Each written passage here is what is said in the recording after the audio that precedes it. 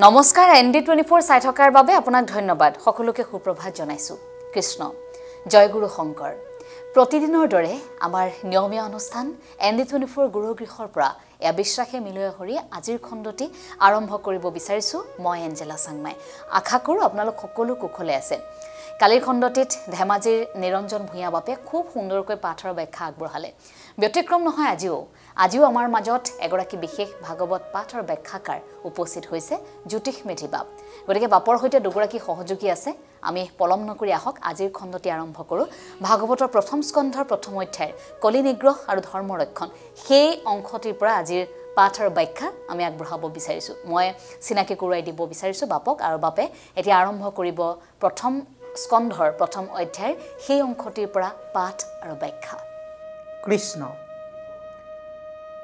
কৃষ্ণ হৰি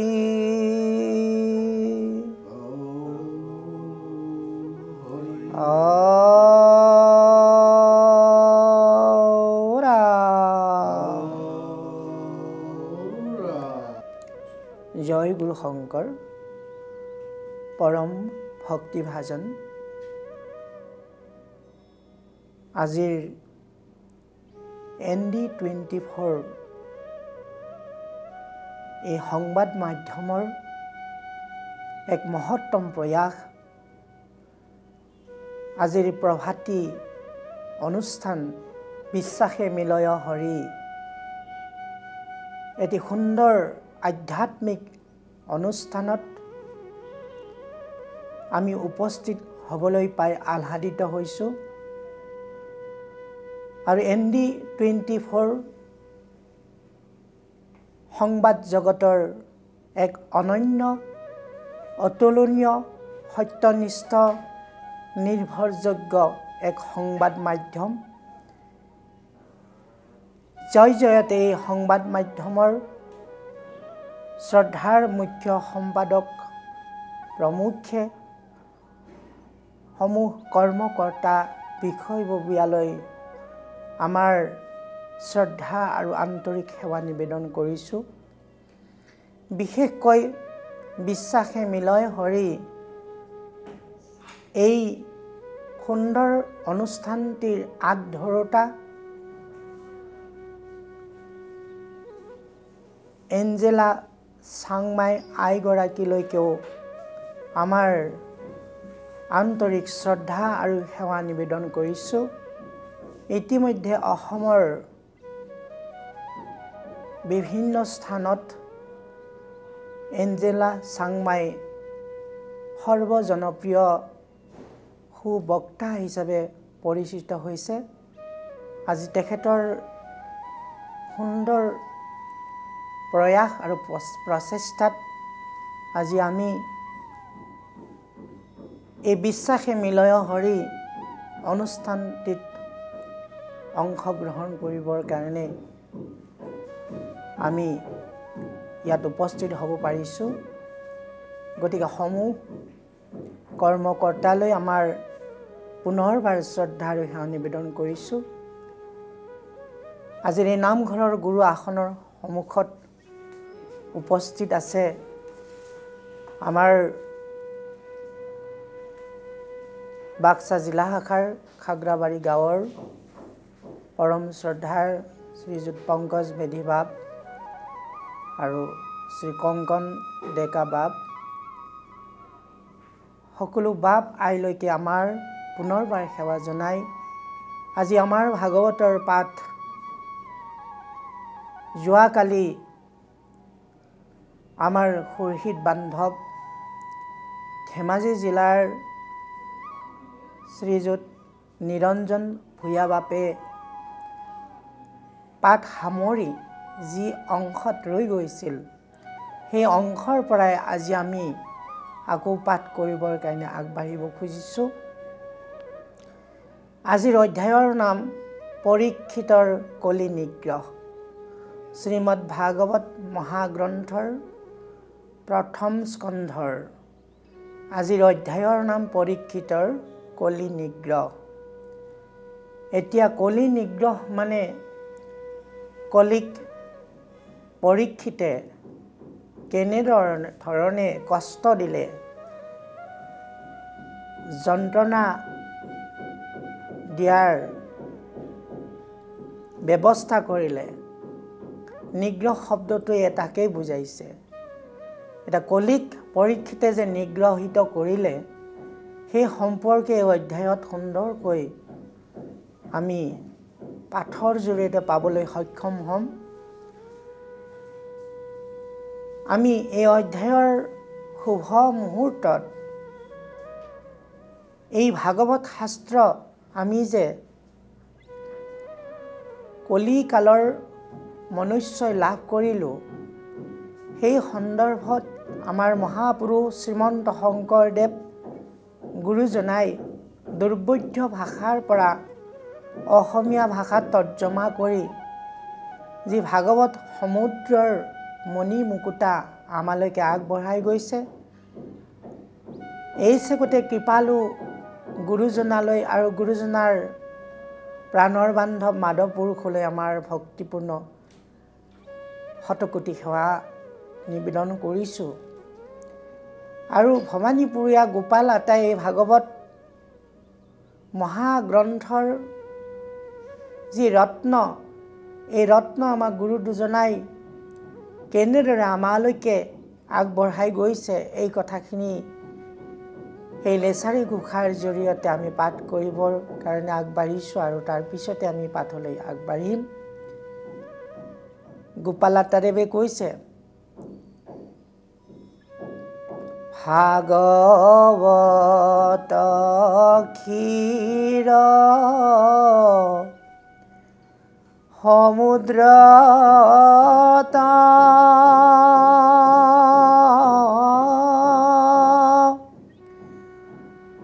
আশ্ৰয় ভকতি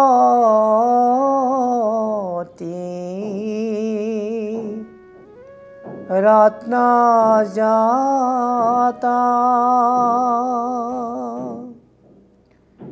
শ্ৰীমন্ত শংকৰে উদ্ধাৰী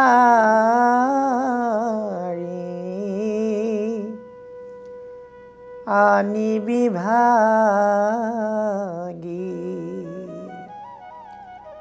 তাৰ অন্তৰ্গত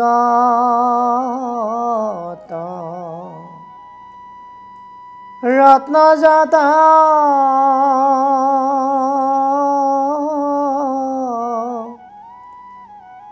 নিবেদিলা প্ৰিয় মাধৱত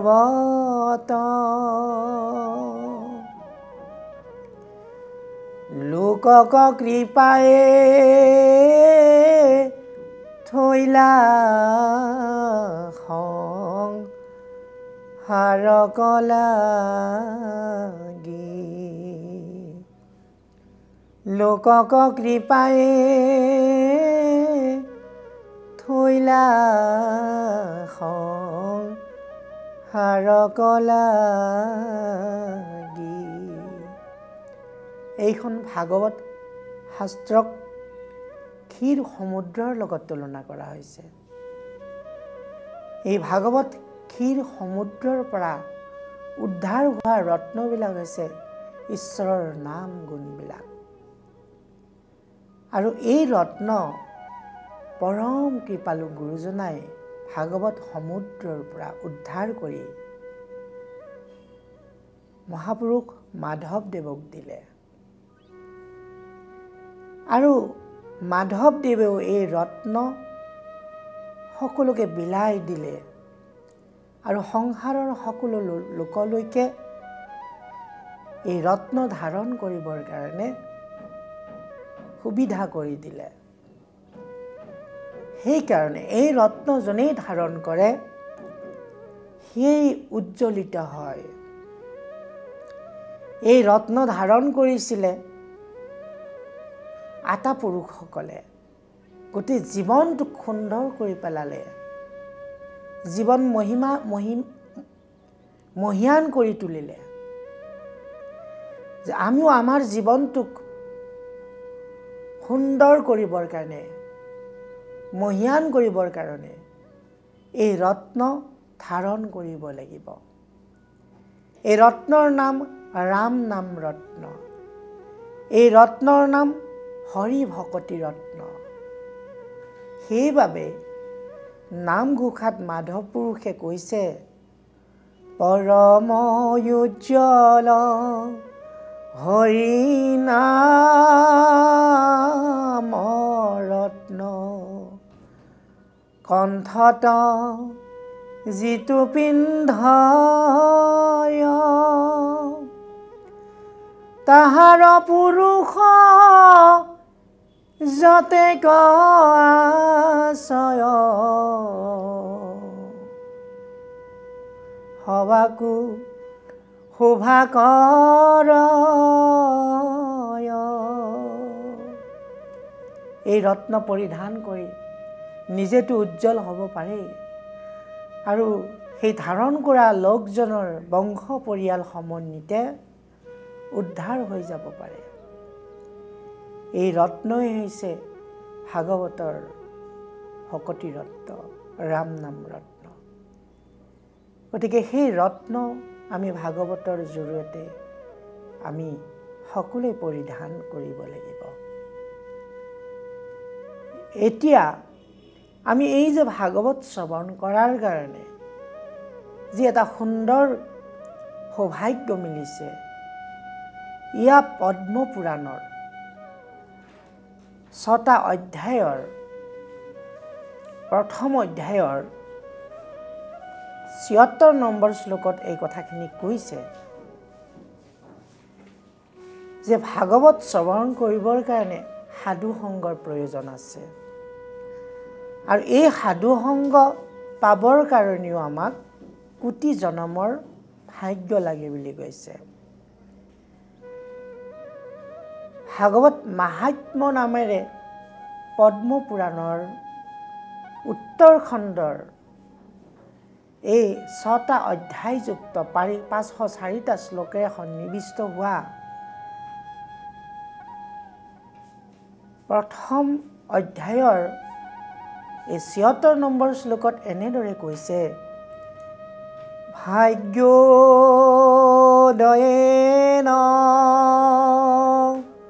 বহু জন্ম সমাৰ্জিতেন সৎসংগম সলভতে পুৰুষ যদা বৈ অজ্ঞান হেতু কৃত মোহ মদন্ধাকাৰ নাসং বিধায়হি তদুদয়তে বিবেক নাসং বিধায়হি তদুদয়তে বিবেক। তাৰে সৰল অৰ্থ হৈছে যাৰ ভাগ্য উদয় হৈছে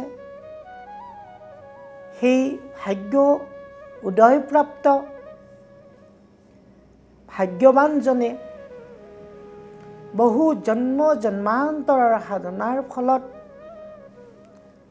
সৎসংগমং লভতে পুৰুষয়দাবয় সৎসংগ লাভ কৰিব পাৰে আৰু সৎসংগ লাভ কৰাৰ লগে লগে অজ্ঞান হেতু কৃত মোহ মদান্ধাকাৰ অজ্ঞান মোহ মদমত্ত ভাৱনাবিলাক সকলোবিলাক নাসং হিতায়হি তদুদয়তে বিবেক এইবিলাক নাশ হৈ যায় আৰু সৎ বিবেকৰ উৎপত্তি হয় আৰু এই সৎ বিবেকেৰে আমি সতলৈ যাব পাৰোঁ। সৎ মাত্ৰ ভগৱন্ত ঈশ্বৰহে, সেইকাৰণে সৎ চিদ আনন্দ সমান সচ্চিদানন্দ বুলি কয়। এই জগতখনৰ আমি সকলোবিলাক ক্ষণস্থায়ী, আমি অনিত্য, আমি অশাশ্বত, কিন্তু নিত্য শাশ্বত হৈছে কেৱল ভগৱন্ত ঈশ্বৰ।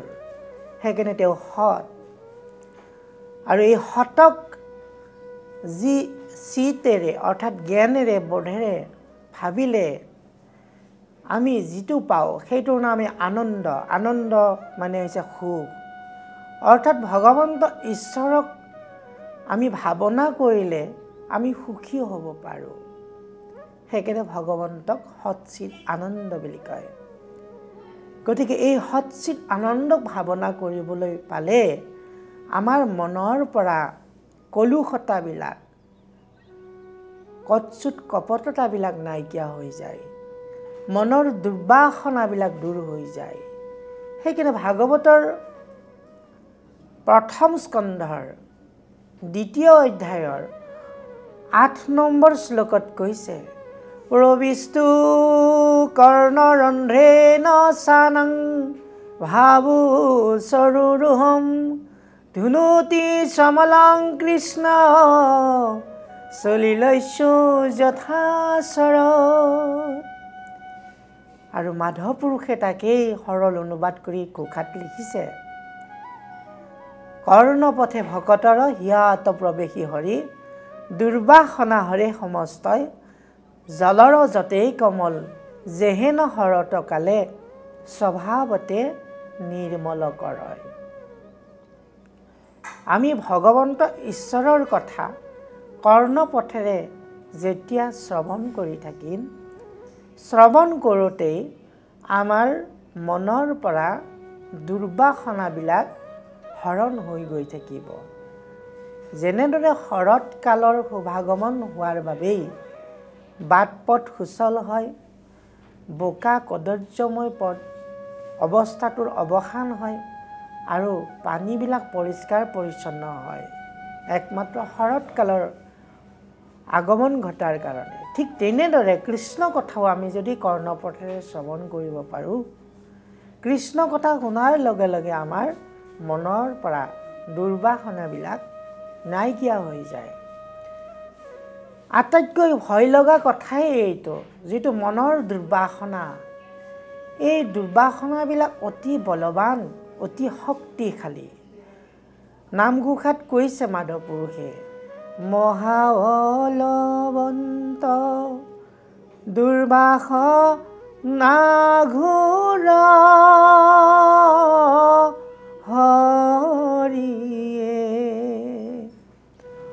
আমাৰ মনক তেজিয়া দূৰ নযায় দুৰ্বাসনাবিলাক অতি বলশালী অতি শক্তিমন্ত আমাৰ মনৰ পৰা দূৰ হ'ব নোখোজে তেনেহ'লে এই দুৰ্বাসনাবিলাক আমি দূৰ নকৰিলে আমাৰ জীৱনটোক কেতিয়াও সুন্দৰ কৰিব নোৱাৰোঁ দুৰ্বাসনা মানে যিবিলাক বেয়া চিন্তা বেয়া ভাৱনা বেয়া বাসনা এই কুচিন্তা কুভাৱনা এইবিলাকে আমাৰ মনটোক নৰকলৈকে লৈ গৈ থাকে মনৰ দুশ্চিন্তা দুৰ্ভাৱনাই আমাৰ জীৱনটোক তিল তিলকৈ নিশেষ কৰিবলৈ লয় এই দুৰ্বাসনাবিলাক আমি মনৰ পৰা গুচাবৰ কাৰণে একমাত্ৰ উপায় কৃষ্ণ কথা শ্ৰৱণ আৰু ভাগৱতত সেই কৃষ্ণ কথাই আছে সেইকাৰণে পৰম কৃপালু গুৰুজনাই আমাক ভাগৱত শ্ৰৱণ কৰিবৰ কাৰণে আহ্বান কৰি কৈছে শুনা সামাজিক জন ও ভাগৱত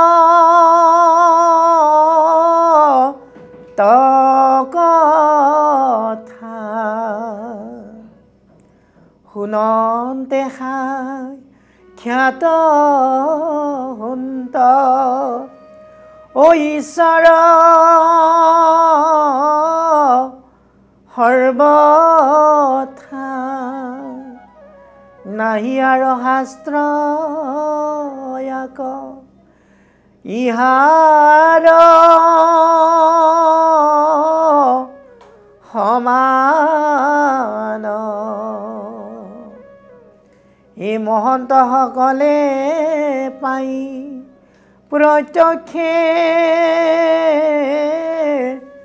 প্ৰমাণ যে আমি ভাগৱত শুনিব লাগে ভাগৱত শুনিলে ঈশ্বৰ সাক্ষাৎ হয় বোলে ঈশ্বৰ কেনেকৈ সাক্ষাৎ হয় ইয়াৰ প্ৰমাণটো মনৰ পৰা যেতিয়া দুৰ্বাসনাবিলাক গুচি যাব যেতিয়া মনত সুবাসনাই বাস ল'ব সৎ চিন্তন সৎ ভাৱনাই বাস ল'ব আৰু সৎ ভাৱনা সৎ চিন্তনে যেতিয়া বাস ল'ব মনটো ভাল লগা হৈ থাকিব আৰু মন যেতিয়া ভালে থাকিব তেতিয়াহ'লে জীৱনটোৱে ভাল লগা হৈ থাকিব আজিৰে একবিংশ শতিকাত আটাইতকৈ ডাঙৰ কথাটো হৈছে আমাৰ মন ভালে নাথাকে মনত বিভিন্ন চিন্তাই আমাক ভাৰাক্ৰান্ত কৰি তোলে দুশ্চিন্তা দুৰ্ভাৱনাৰ কবলত পৰি আমি বিভিন্ন ৰোগ ব্যাধিক আমি আমন্ত্ৰণ কৰি আনিছোঁ চিকিৎসা বিজ্ঞানীও কৈছে যে আমাৰ মনৰ বিভিন্ন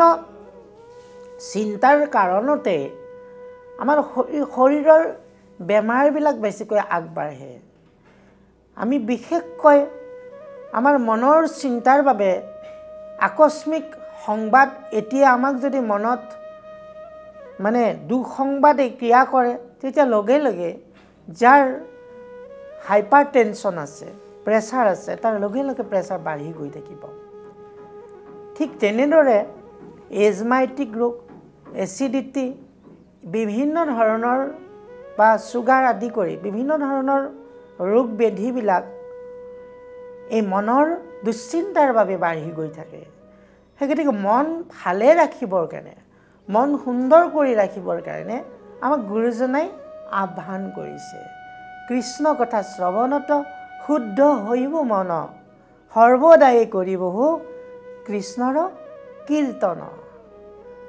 কৃষ্ণ কথা শ্ৰৱণ কৰিবলৈ কৈছে কৃষ্ণ কথা শ্ৰৱণ কৰি থাকিলে মন শুদ্ধ হয় বুলি কৈছে গতিকে এই কৃষ্ণ কথা ক'ত শ্ৰৱণ কৰিব লাগে তাকো কৈছে যে কৃষ্ণ কথা শ্ৰৱণৰ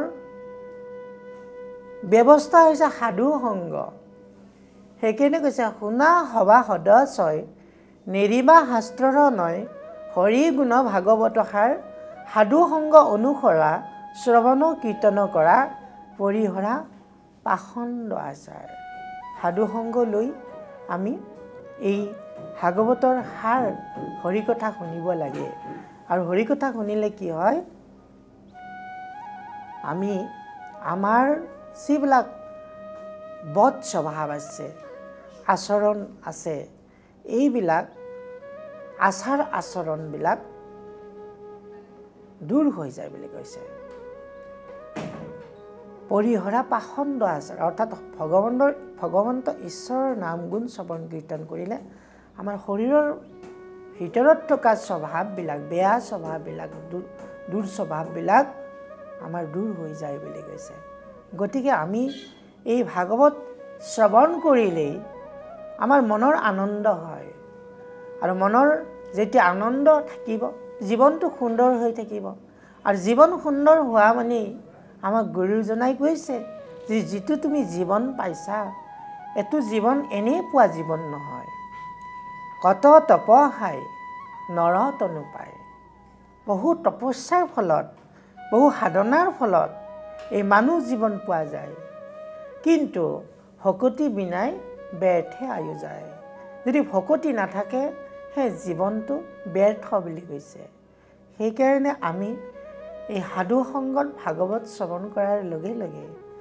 আমাৰ কি হয় মনৰ ভাৱনাবিলাক সুন্দৰ হয় বাসনা আমাৰ দুটা এটা সুবাসনা আৰু এটা দুৰ্বাসনা সুবাসনা সন্তৰ কৃপাত হয় দুৰ্বাসনা দুষ্টৰ সংগত হয় সেইকাৰণে ঘোষাত কৈছে দুৰ্বাসনা দুৰ্বাৰ দুসংগ দুৰ্বাসনা দুষ্ট হৰি হৰি হৰি হৰি অনাদি অবিদ্যা আপুনি হৈলো মোহিত অনাত্মা দেহক আত্মা বুদ্ধি কৰি হৰি হৰি হৰি হৰিয়ে তুমি পৰমাত্মা ঈশ্বৰে হৈলো বঞ্চিত গতিকে পৰমাত্মা পৰম ঈশ্বৰৰ পৰা বঞ্চিত নহবৰ কাৰণে আমি সাধু সংগ ল'ব লাগে ভক্তি ৰত্নাকৰ শাস্ত্ৰত কৃপালু গুৰুজনাই কৈছে ঈশ্বচি চেতং ভৱ ভয় ভংগং কুৰু সততং সৎসাধু সংগম ক্ষণমপি সজ্জন সংগতিৰেইকা ভৱতি ভবাৰ নৱ তৰুণী নৌকা ইয়া শ্ৰীমৎ শংকৰাচাৰ্যই মহমুদ্গৰ গ্ৰন্থতো কৈছে এই শ্লোকভাগী আৰু ভক্তি ৰত্নাকৰতো আছে যে তাকেই সৰল অনুবাদ কৰি ঘোষাত লিখিছে মাধৱ পুৰুষে যে যদি ভৱ ভয় ভংগ মনে ইচ্ছা কৰা ভাই সদা সাধু সংগ কৰা সাৰ এক ক্ষণ মানে মাত্ৰ কেৱলে সাধুৰ সংগ হৈয়ে নাও ভৱ তৰিবাৰ। এটা ক্ষণও যদি সাধু সংগ পোৱা যায় তেতিয়ালৈ ভৱ সংসাৰ পাৰ হৈ যাব পাৰোঁ, তৰি যাব পাৰোঁ, উদ্ধাৰ হ'ব পাৰোঁ। গতিকে সেই বাপসকল আমি আটাই মিলি আজি এই ভাগৱতৰ পৰম অমৃত কথা শ্ৰৱণ কৰোঁ হওক। ভাগৱতৰ যি ৰস, এই ৰসে আমাৰ জীৱনটোক ৰসাপ্লুত কৰি তুলিব, জীৱনটোক ৰসময় কৰি তুলিব। জীৱন নিৰস নিষ্প্ৰাণ শুকান হ'বলৈ গৈ আছে। আমি প্ৰত্যেকে জীৱন সুন্দৰ কৰিবৰ কাৰণে, জীৱনটো ৰসময় কৰি তুলিবৰ কাৰণে ভাগৱতৰ ৰস পান কৰিবই লাগিব। ভাগৱতৰ ৰস কি? ভাগৱতৰ ৰস হৈছে মাধৱৰ নাম যশ। অ মহাভাগৱত ৰস মাধৱৰ নাম যশ আকপান কৰিলে যিজনে কৃষ্ণৰ চৰণে চিত্ত দিয়া মুখ্য আদি ৰসে ৰতিয়াৰ নকৰয় মনে। মহাভাগৱতৰ ৰসটোৱে হৈছে ভগৱন্ত ঈশ্বৰৰ নাম গুঞ্জ। গতিকে এই ৰসজনে পান কৰিলে, এই ৰস পান কৰোঁতাজনৰ কৃষ্ণৰ চৰণলৈ চিত্তটো গুচি যায়। আৰু কৃষ্ণৰ চৰণলৈ যেতিয়া চিত্তটো গুচি যাব তেতিয়া তেওঁ আকৌ মুকুতিকো নলগা হ'ব, তেওঁ মুকুতিকো নিবিচাৰিব, কেৱল ভকুতি বিচাৰিব। সেইকাৰণে মুক্তিত নিস্পৃহ যিটো বুলি কৈছে, স্পৃহাহীন, মুক্তিত স্পৃহাহীন ভকতক আমাৰ মাধৱ পুৰুষে নমন কৰিছে। গতিকে আমি এই ভাগৱতৰ ৰস যি ঈশ্বৰ কৃষ্ণৰ নাম গুঞ্জ তাকেই পান কৰি আমি সকলোৱে ৰসময় হৈ থাকোঁ, জীৱনটোক আমি ৰসপূৰ্ণ কৰি তোলো হওক। গতিকে বাপসকল আমি সমস্ত জনলৈ আমাৰ পুনৰবাৰ ভক্তিপূৰ্ণ সেৱা নিবেদন কৰি আজিৰ যিটো অধ্যায় পৰীক্ষিতৰ কলি নিগ্ৰহ, তে পৰীক্ষিত ৰজাই যেতিয়া দিগ্বিজয় কৰি আহি কলিক লগ পাইছিলে, কলি যিটো অৱস্থাত আছিলে আৰু সেই কলিয়ে যেতিয়া দেশ ৰাজ্য গোটেই গ্ৰাস কৰিবলৈ লৈছিলে তেতিয়া পৰীক্ষিত আছিল প্ৰজাবৎসল ভকতবৎসল ৰজা। গতিকে পৰীক্ষিতে সেই কলিক নিৰ্বাসন দিবই লাগিব, নহ'লে কলিয়ে প্ৰভাৱিত কৰি মানে সকলোতে অথন্তৰ ঘটাব। গতিকে আজি আমি যোৱা অংশৰ পিছৰ অংশ পৰীক্ষিতৰ কলি নিগ্ৰহতে পাঠভাগী কৰিবৰ কাৰণে আগবাঢ়িছোঁ। সমস্তজনলৈ আমাৰ পুনৰবাৰ সেৱা নিবেদন কৰি আগবাঢ়িছোঁ। কৃষ্ণ কৃষ্ণ ঔ হৰি ঔ ৰাম। এ ৰাম শুনিও শৌনক ঋষি বুলিল তসুত তহিতে আশ্চৰ্য যেন ভৈলয় ভূত কৰি দিগ্বিজয় অজয়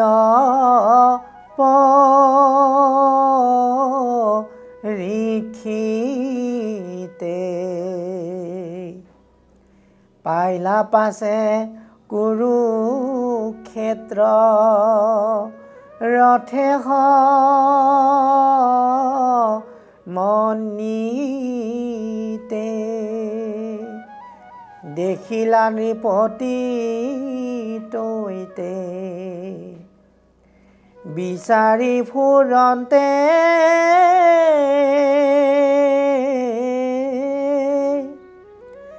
আচৈ ধেনু বৃষ দুয়ো দুখত কান্দন্তে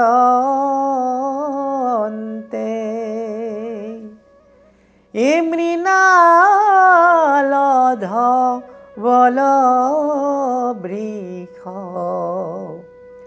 কাম্পৈতৰ তৰি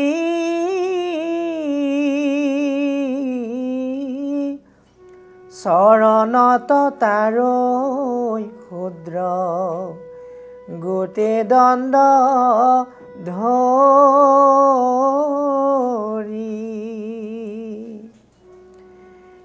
ৰাম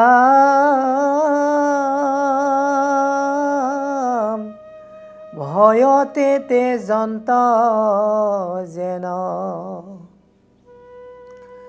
মলমূত্ৰ ইয়াতি চৰণৰ প্ৰহাৰে ধেনুক কৰৈ শাস্তি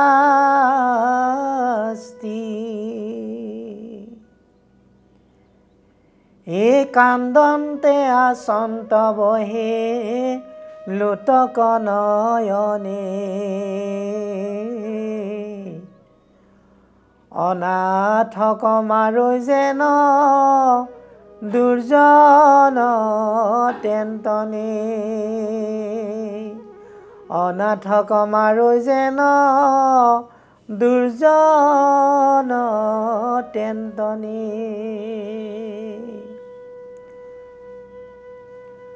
মহামানী সূতদেৱে শৌনকৰ আগত যি ভাগৱতৰ কথা কৈ আছিলে এইখিনিতে মহামুনি সূতে শৌনকক আকৌ এটা ঘটনাৰ অৱতাৰণা কৰিব কৈছে। হে শৌনক, এটা অতি অদ্ভুত অতি আশ্চৰ্যকৰ কথা পৰীক্ষিতে দেখিবলৈ পালে। সসাগৰা জম্বুদ্বীপৰ অধিপতি মহাবৈষ্ণৱ পৰীক্ষিতে দিগ্বিজয় কৰি আহি কুৰুক্ষেত্ৰৰ সেই নিজৰ ৰাজ দৰবাৰ পাইছে আৰু সেইখিনি সময়তে পৰীক্ষিতে দেখিবলৈ পাইছে যেন এগৰাকী গাই আৰু এটি ষাঁড় গৰুৱে দুয়ে ক্ৰন্দন কৰি আছে। এই ষাঁড় গৰুটো অত্যন্ত সুঠ ধৱল বৰণৰ বগল অৰ্থাৎ বগা ৰঙৰ এই ষাঁড়টোৱে ভয়তে কঁপি আছে, কিয়নো এটি ক্ষুদ্ৰ চাণ্ডালৰূপী কলিয়ে সেই বৃষৰ চৰণত আঘাত কৰি আছে, প্ৰহাৰ কৰি আছে। আৰু সেইবাবে ষাঁড় বৃষে ভয়তে যেন মলমূত্ৰ ত্যাগ কৰিছে আৰু ধেনুগৰাকী, ধেনু মানে গাইগৰাকীকো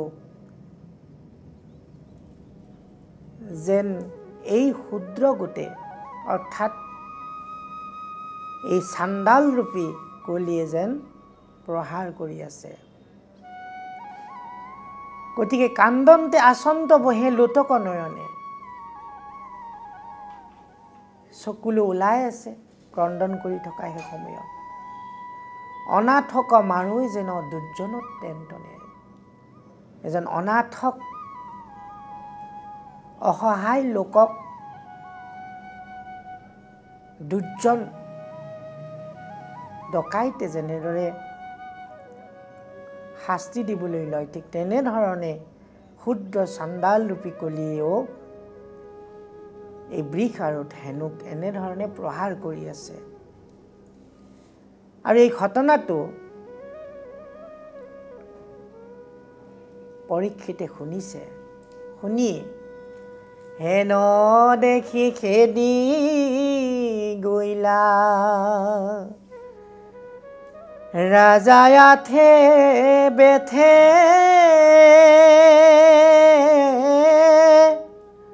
হাতে শৰ ধনু ধৰি সুবৰ্ণৰ ৰথে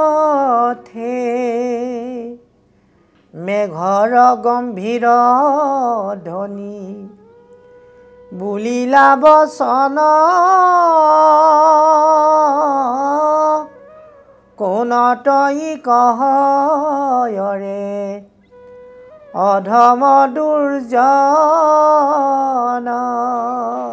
আৰু পৰীক্ষিতে লগে লগে সুবৰ্ণৰ ৰথত উঠি হাতত ধনুষৰ লৈ খেদি গ'ল আৰু অত্যন্ত গম্ভীৰ ধ্বনিৰে এই কলিলৈকে চাই তৰ্জন গৰ্জন কৰিছে। কোনো তই কহ অৰে অধম দুৰ্জন, ক'ৰ পৰা আহিছা, কোন তই, এনেদৰে সুধিছে। মোহৰ ৰাজ্যত কৰ ঐমত দুৰ্বল, মৰিবাকো শংকা নাই কহিৰ নিষ্ফল। এ নৃপতিৰ বেশ তই কৰ্মত চাণ্ডাল, এ হেন জান পাইলো আহি তোৰ জমকাল।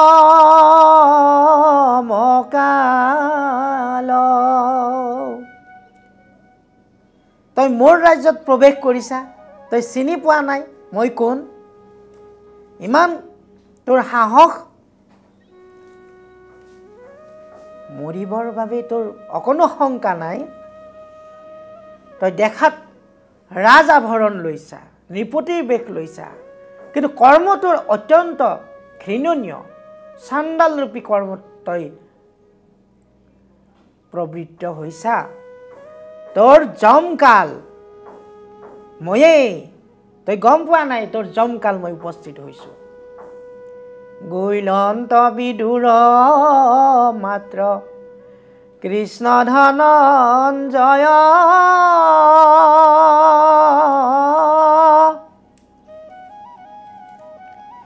এতেকতে অন্যায় কৰহ দুৰাশয়,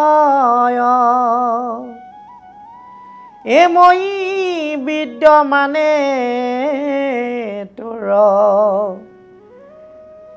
এতমান গহ, কৰো শিৰচ্ছেদ দুষ্ট খানিতে কৰ। যে ভগৱান কৃষ্ণই দ্বাপৰ যুগৰ লীলা কৰ্ম কৰি গুচি যোৱাৰ পিছতে সেই দুৰাশয় তই অন্যায় কৰাত লাগিলিয়েই, মই থকাৰ পিছতো তোৰ ইমান সাহস, ৰহ তেনেহ'লে তোক মই এতিয়াই শিৰচ্ছেদ কৰিম, মানে শিৰচ্ছেদ কৰি দিম। এনেকৈ পৰীক্ষিতে সেই দুৰ্জন কলিক গৰ্জন কৰিছে। এই মহন্ত কপিৰা কৰ মোহৰয়া গত,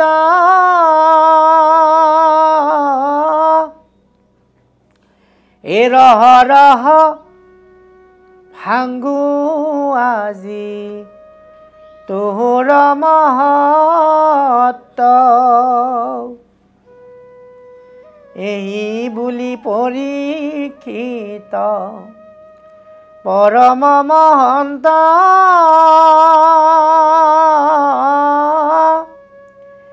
এ ধেনু বৃষ ভক দুইকু সম্বোধি মাতন্ত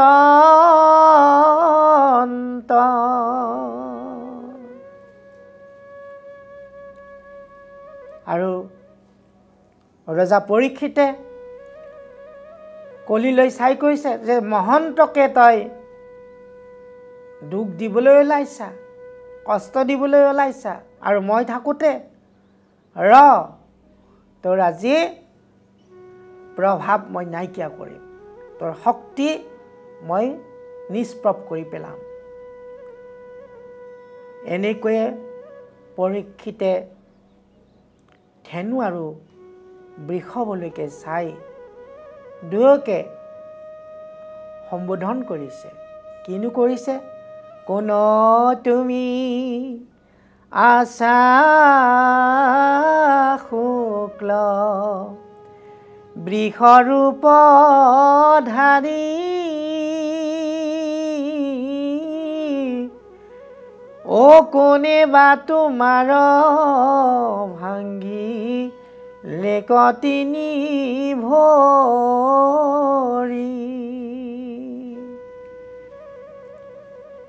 ইহক ভ্ৰমীয় এক হে পাৱে মহাশয়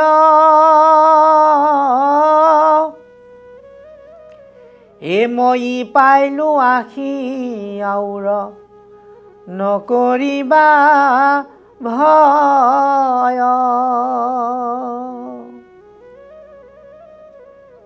পৰীক্ষিতে সুধিছে, হে শুক্ল বৃষ ধাৰণ কৰোতা, তোমাৰ এই তিনিখন ভৰি কোনে ভাঙিলে?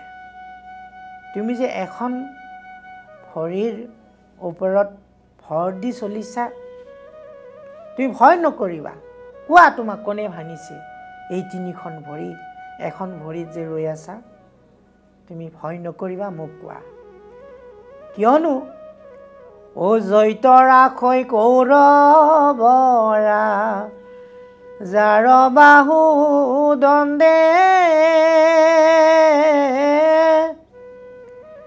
হকে সিটো লোকৰ লোতকনতো পৰে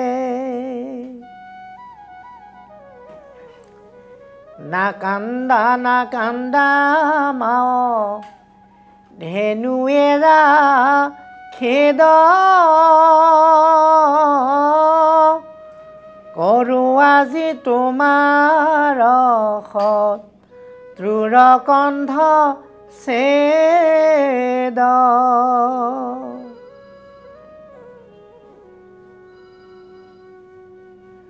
য'ত কৌৰৱ ৰাজাৰ দণ্ডই প্ৰভাৱ কৰিব পাৰে, জৈত ৰাখৈ কৌৰৱ ৰাজাৰ বাহুদণ্ডে হকে সিটো লোকৰ লোটকনতো পৰে নাকান্দা মাও ধেনু এৰা খেদ কৰো আজি তোমাৰ শত্ৰুৰ কণ্ঠ ছেদ। গতিকে কৌৰৱ বংশৰ ৰজা য'ত থাকিব তাত আকৌ শোক কৰিবলগীয়া, দুখ কৰিবলগীয়া একোৱেই নাথাকে।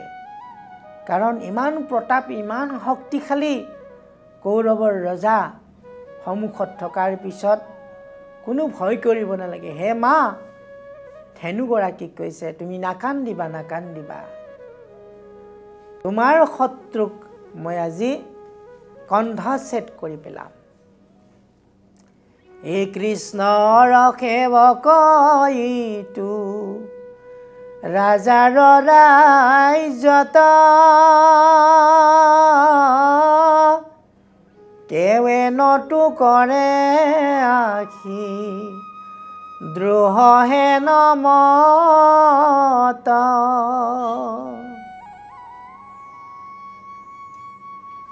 যদি দেৱে কৰে তোমাক হাকহে ন দণ্ড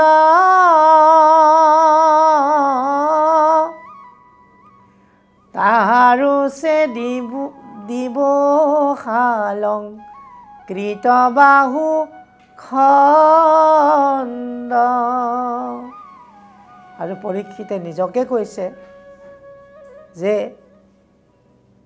এই কৃষ্ণ সেৱক ৰাজাৰ ৰাজ্যত কোনোবাই দ্ৰোহ কৰিব এটি কেতিয়াও সম্ভৱ হ'ব নোৱাৰে। কোনোবা দেৱতায়ো যদি তোমালোকক দণ্ড বিধান কৰিব বিচাৰে তাকো মই ৰক্ষা নকৰোঁ, মই সেই দেৱতাৰো বাহু ছেদন কৰি পেলাম। গতিকে পৰীক্ষিত ৰজা কৃষ্ণ ভকত, কৃষ্ণৰ সেৱক। আপোনাসৱে সকলোৱে জানে যে পৰীক্ষিতক মাতৃগৰ্ভতে উত্তৰাৰ গৰ্ভতে ভগৱন্তই ৰক্ষা কৰিছিল। গৰ্ভাৱস্থাতেই যি মহাপুৰুষৰ সাক্ষাৎ লভিছিল, তাতে আকৌ পঞ্চপাণ্ডৱৰ নাতি পঞ্চপাণ্ডৱ ভগৱন্ত কৃষ্ণৰ একান্ত অনুগত, অৰ্জুনৰ ৰথৰ সাৰথি জগতৰ ঈশ্বৰ ভগৱন্ত কৃষ্ণ। আৰু সেই কৃষ্ণৰে সেৱক ৰজা পৰীক্ষিত। সেইবাবে পৰীক্ষিতে এই কথাৰ কৈ নিৰ্ভয় দিব বিচাৰিছে যে কৃষ্ণৰ সেৱক এই ৰাজা যিখন ৰাজ্যৰ অধিপতি, কোনোবাই দ্ৰোহ কৰিব, কোনোবাই কাৰোবাক শাস্তি দিব, কষ্ট দিব, হ'ব নোৱাৰিব এইটো। কাৰণ পৰীক্ষিত ৰজা অতি প্ৰজাবৎসল, মহাভাগৱত বুলি কৈছে পৰীক্ষিতক। কাৰণ পৰীক্ষিতৰ ৰাজ্যত সকলো প্ৰাণীয়ে সমভাৱে চলিব পাৰিছিল, সকলোকে আত্মসম দেখিব পাৰিছিল। কাৰণ তেওঁ এজন মহাভকত, পৰম বৈষ্ণৱ। সেইবাবে ভকত আৰু বৈষ্ণৱৰ যি গুণাৱলী, সমস্ত প্ৰাণীকে ঈশ্বৰ বুদ্ধি কৰিব পৰা যিটো জ্ঞান, সমস্ততে যে ভগৱান বিয়পি আছে, এই তত্ত্বটো যি ভকতে, যি বৈষ্ণৱে জানিব পাৰে, সেই ভকত বা সেই বৈষ্ণৱে সমস্ত প্ৰাণীক বিষ্ণু বুদ্ধি ভাৱনা কৰি পেলাই সকলোকে সমজ্ঞান কৰিব পাৰে। আৰু এনেধৰণে পৰীক্ষিত ৰজায়ো সেই ৰাজ্যত সকলোকে সমভাৱে পুত্ৰৱতে প্ৰজাসকলক পালন কৰিছিল, সকলোকে নিৰ্ভয় দি চলিছিল। গতিকে সেই পৰীক্ষিতৰ ৰাজ্যত কোনোবা দুষ্ট দুৰ্জনে আহি নিমাখিত দুটি প্ৰাণীক অনাহকত শাস্তি দিব, প্ৰহাৰ কৰিব, সেইটো পৰীক্ষিতে কেতিয়াও সহ্য কৰিব নোৱাৰে। সেইবাবে পৰীক্ষিতে কৈছে যে কৃষ্ণ সেৱক এই ৰাজাই এই ৰাজ্যত কোনোবাই যদি দ্ৰোহ কৰিব আহে, সি দেৱতাই হওক, তাকো কিন্তু মই সোধাই নেৰোঁ, তাকো মই বাহু ছেদন কৰি পেলাম। এনেকৈ ৰজা পৰীক্ষিতে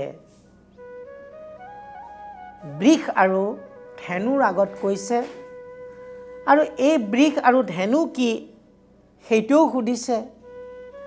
আৰু এইখিনিতে এতিয়া পৰীক্ষিতৰ বৃষ আৰু ধেনুলৈকে আগবঢ়োৱা প্ৰশ্নৰ উত্তৰ দিবৰ কাৰণে আগবাঢ়িছে। এতিয়া এই বৃষ হৈছে ধৰ্ম আৰু ধেনু হৈছে পৃথিৱী, অৰ্থাৎ পৃথিৱী আৰু ধৰ্মৰ কথোপকথন। এটা ৰূপকাত্মক কাহিনীৰ জৰিয়তে বৃষ আৰু ধেনুক ইয়াত প্ৰতীকাত্মকভাৱে তুলি ধৰা হৈছে। গতিকে এইবাৰ বৃষে উত্তৰ দিব। বৃষ মানে হৈছে ধৰ্ম। ধৰ্মই পৰীক্ষিতে সুধিছিলে না বৃষ কোন, ধেনু কোন, কিয় তিনিখন ভৰি ভাঙিলে এখন পাৱৰ ওপৰত নিৰ্ভৰ দি যে চলিবলগীয়া আছে, এই প্ৰশ্নৰ উত্তৰ দিবলৈ ওলাইছে। এই হেন শুনি ধৰ্মে তাংক দিলন্ত উত্তৰ, কি কহিব কথা মই তোমাৰ বংশৰ, যাৰ গুণে তুষ্ট হৈয়া হে বসুদেৱ সুত,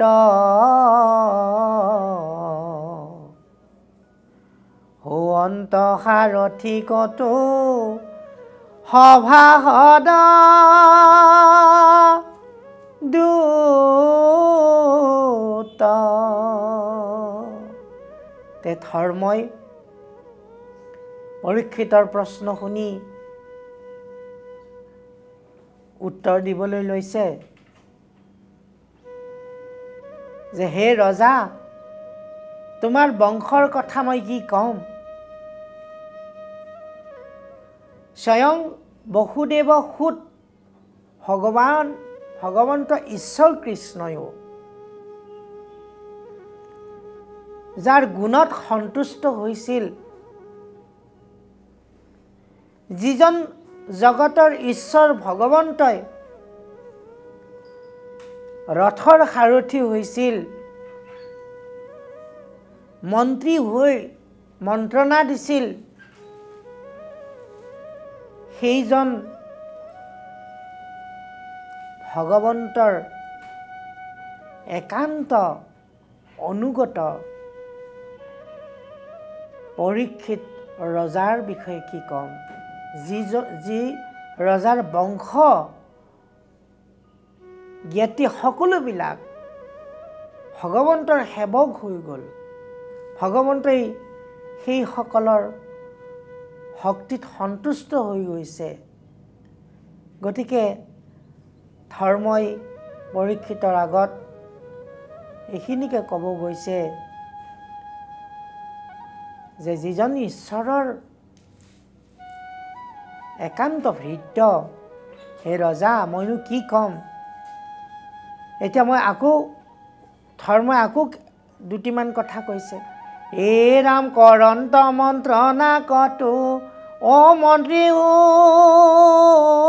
ইয়াতি, হে নিদ্ৰা এৰি খান্দা ধৰি ৰাখি থাকা ৰাতি,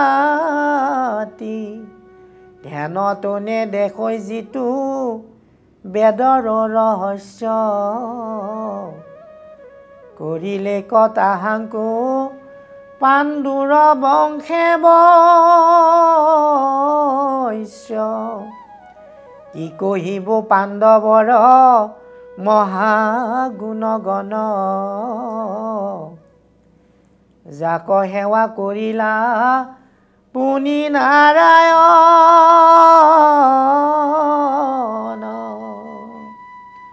তা সম্বাৰ বংশ তুমি পৰম পবিত্ৰ, দিবাহা অভয় দান আতকোন চিত্ৰ।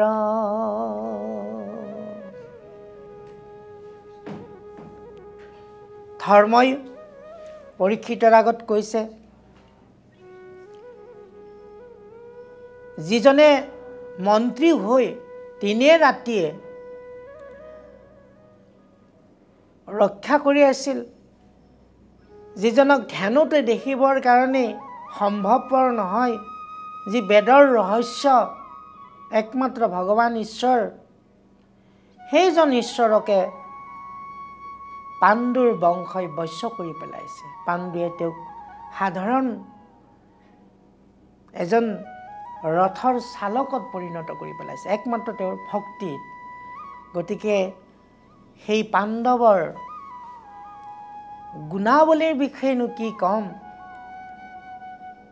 যিজন ভগৱন্ত ঈশ্বৰ নাৰায়ণে সেৱা কৰিবলৈ আহিছে, সেই বংশৰেই তুমি পৰম পবিত্ৰ হে নৃপতি। গতিকে আমাক যে তুমি অভয় দান দিবা, এইটো কোনো ভাবিবলগীয়া আচৰিত কথাই নহয়। কাৰণ তুমি কৃষ্ণ সেৱক, জগতৰ ঈশ্বৰৰ একান্ত সেৱক হ'ব পাৰিছা।